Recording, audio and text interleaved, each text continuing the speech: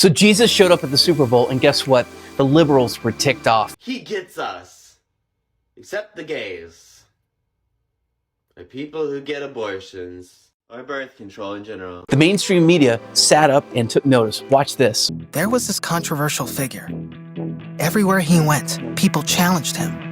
The message is stark, arresting, and backed by $100 million.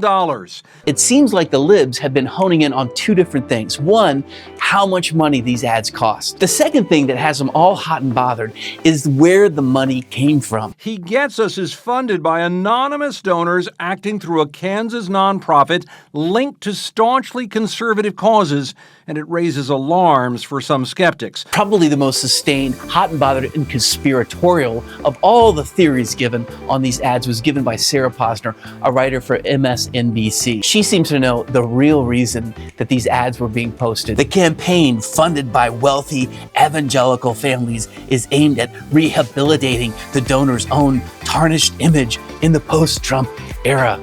I'm not sure that's what I saw in these ads. Posner goes on to write this. The He Gets Us campaign's previous ads, which have been running on television for nearly a year, portray Jesus less as a Messiah and more as a sympathetic and brave friend who will redeem us from the harms of divisiveness. Imagine that, the Son of God wanting a culture as divided as ours to have some unity. What becomes very clear is that for most of these commentators, the issue isn't the message that's being given about Jesus. In fact, they probably like it, at least a little bit. They like Jesus as a milquetoast peacenik who could get along at a Manhattan dinner party. Someone who doesn't really challenge worldview or speak truth or call us out for our lifestyles. It reminds me of the Jesus of Oprah, a Jesus who only tells you the good things and never really has anything negative to say. The Jesus it really reminds me of is the Jesus of Ricky Bobby.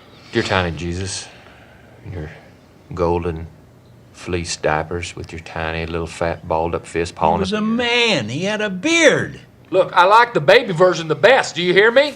I win the races and I get the money. That kind of Jesus is okay. The kind of Jesus that we encounter in the pages of the New Testament, forget about it. And even more dangerous to people like Sarah Posner and others of the left is this idea that rich people donated money not really to talk about Jesus, but to convince people to vote Republican. In fact, in a very subtle, sneaky way, these ads are actually aimed at getting social justice warriors to stop protesting. Another ad, titled Outrage, presents photos of angry people and protesters as the narrator tells us that Jesus was a controversial figure who was trolled and called ugly names, but he never took the bait. Jesus, the ad says, had to control his outrage too.